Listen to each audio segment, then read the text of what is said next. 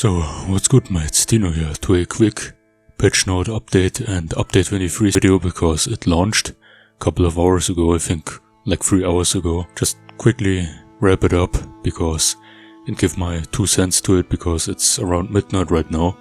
And yeah, I'm as always late, not up to date because I'm sorry as I am, but I don't follow all the things of Undead Labs each and every minute, so some things may get over my head. But hey, let's quickly sum it up. The download finished itself, but I will provide you at least 1 or 2 episodes of my Lethal Zone walkthrough starting from tomorrow. So firstly the patch notes itself, the action level, and then we jump to the map level and community level. There are a couple of numbers that really concern me, not those ones. For example, all sources deal 100% damage compared to plus 60% in Nightmare Zone. Same with the infection gains. These are all things that we already know.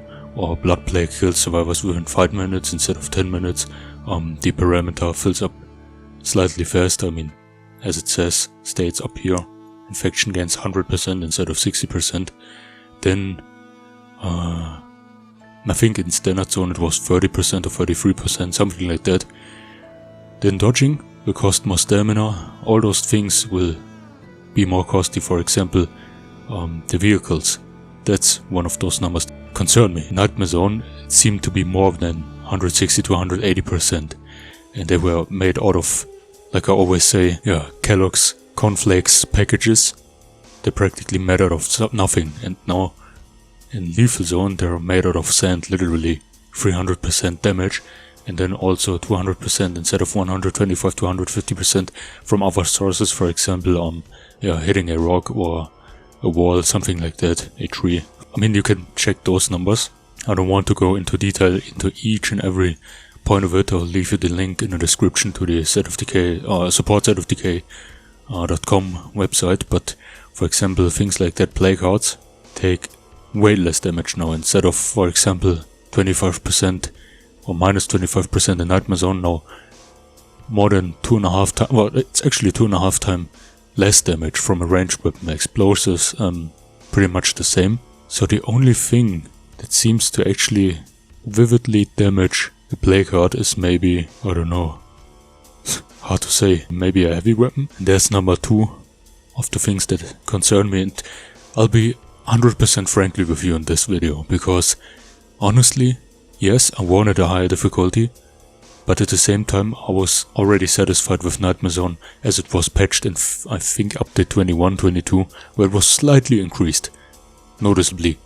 But this one might be a little bit exaggerated or too hard for my caliber in a couple of segments, but honestly I can't be completely honest because I haven't tested it yet in practice. This is just a theory, but this number really concerns me. 70 to 80% of everything is already preloaded.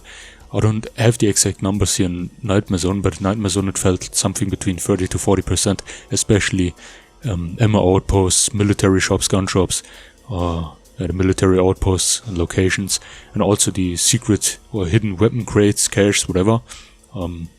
So yeah, good luck finding a ride, and especially good, even more luck finding a weapon, because yeah, now we are really depending on traders. And also the bounty broker itself, cash amount, and things that you bring in from your community itself. So most of you I already recommend you, even if you're already a good Nightmare Zone player, start first with your older community, but where you wouldn't miss losing 1 or 2 characters of them, and import them into a new map, everything on Lethal Zone, or at least, for example, the action on Lethal Zone, and map, for example, on Red Zone if you want to find more loot. But then keep in mind that you will automatically have less plague hearts, and plague hearts is the main thing that you want to encounter in a Lethal Zone. There will be something between 30 to 40 plague hearts, which is something that I'm really looking into, because maybe there will be the worthy loot to look into. Preloaded map, and then the damage a vehicle takes are the numbers that mostly concern and frighten me. Yeah, 33% of a vehicle spawn rate compared to 65% in Nightmare Zone. Grab the, I think, the Mad Norma as long as it is available from update 20, and the Pyrohawk, for example, a Burninator or Meat Wagon from the Independence Pack radio call. I mean, each of them costs 1000 influence, minus 30 morale penalty compared to minus 15, so it's really hard starting a fresh community from zero. Survivors consume 2 food each, something I already knew before, but food outposts also provide not twice the amount of food compared to standard.